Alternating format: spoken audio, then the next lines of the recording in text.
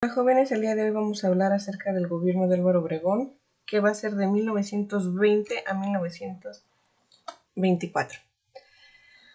Bien, una vez convocadas las elecciones por Adolfo de la Huerta, pues resulta triunfador Álvaro Obregón, quien va a ser conocido como el general invencible, toda vez que prácticamente él mandó asesinar como a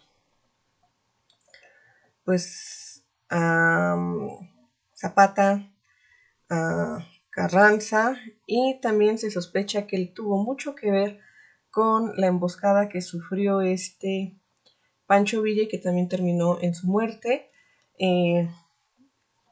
Casi nadie pudo derrotarlo. Vamos a ver más adelante quién sí lo hizo. Uno de sus puntos a favor es que él ayudó a redactar la Constitución. También hay que ver que incluso él dirigió y coordinó lo que fue la Convención de Aguascalientes en el primer intento del constituyente para crear una constitución. Él elaboró y encabezó lo que fue el plan de Agua Prieta en contra de Venustiano Carranza.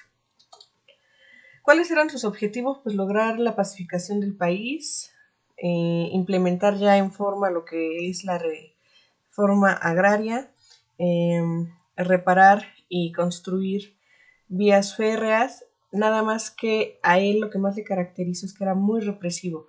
No, pues no admitía sublevación alguna. Prácticamente tenía un perfil un tanto porfirista, tenía la política prácticamente de negociamos o mueres.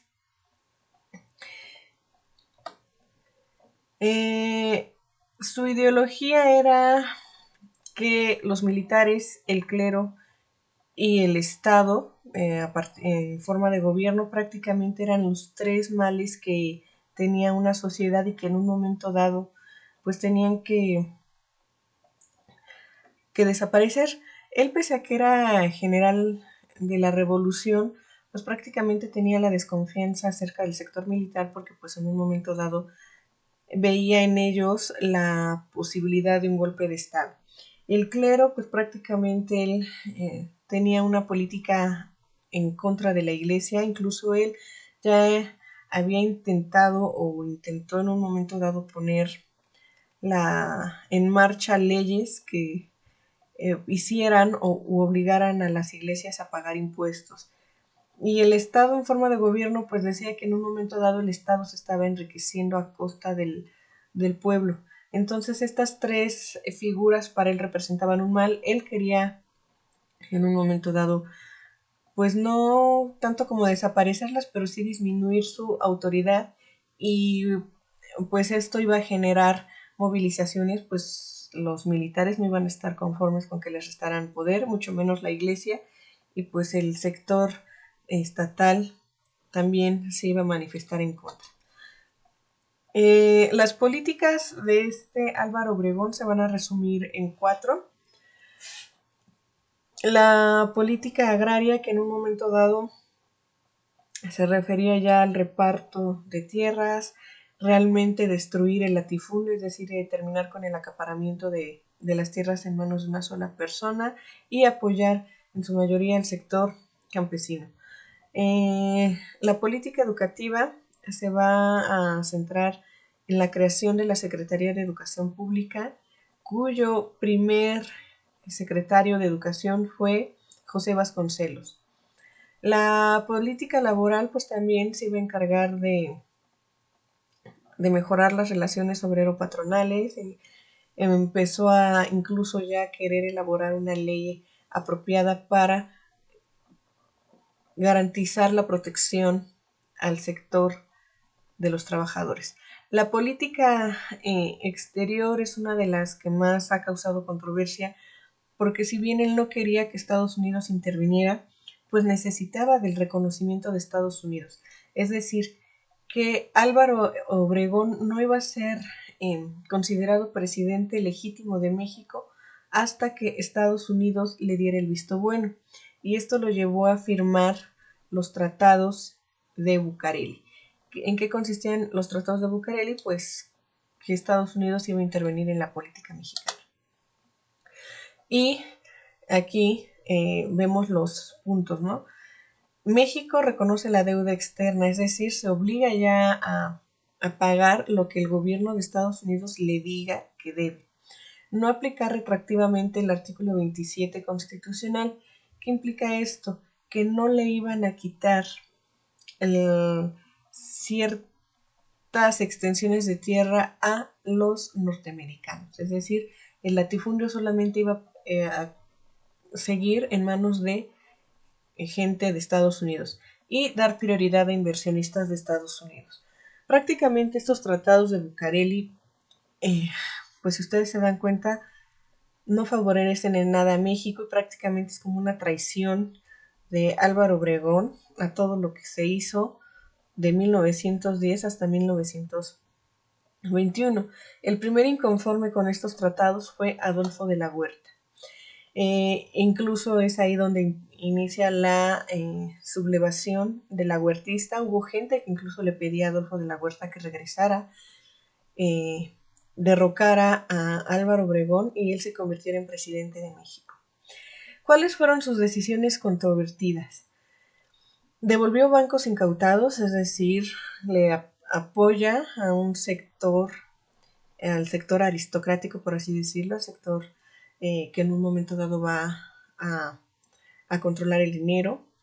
Regreso de exiliados porfiristas, es decir, permite la entrada de aquellos que en un momento dado fueron expulsados de México por apoyar a Díaz, cuando la propia revolución se dio en contra de el gobierno y la gente de Díaz, y permite la emisión de monedas de oro y plata. La emisión de monedas de oro y plata, aunque suena tentador y suena interesante que México pueda emitir este tipo de monedas, en cuestión económica no es favorable porque el oro se devalúa muy pronto y cada día se devalúa más o se eleva mucho su valor o se pierde. Es muy volátil el precio del oro, así que no convenía. Y además agrega el impuesto del centenario. Prácticamente para conmemorar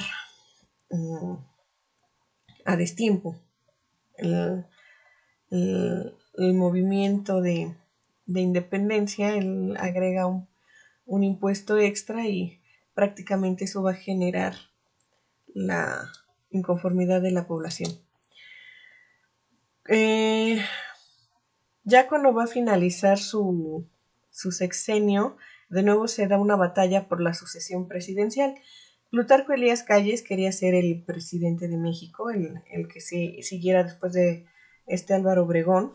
Sin embargo, también Adolfo de la Huerta ya tenía gente, ya tenía en manos lo que es la sublevación de la huertista. Había mucha gente que lo estaba apoyando y eso estaba generando mucho conflicto.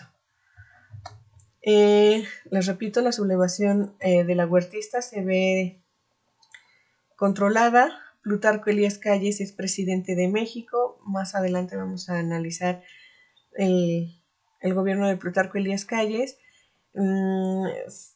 Sin embargo, algo muy importante, durante el gobierno de Plutarco se realizan reformas a la Constitución para permitir que un expresidente se vuelva a lanzar como candidato. En este caso, y de hecho permite la reelección hasta por segunda vez, siempre y cuando no sea consecutiva, es decir, dejó la presidencia un rato y al siguiente sexenio, en este caso al siguiente cuatrienio, que gobierna otra persona y después regreso yo. Se reforma la Constitución, se permite, Álvaro Obregón inicia campaña para ser presidente de México por segunda vez, gana en unas elecciones muy controvertidas.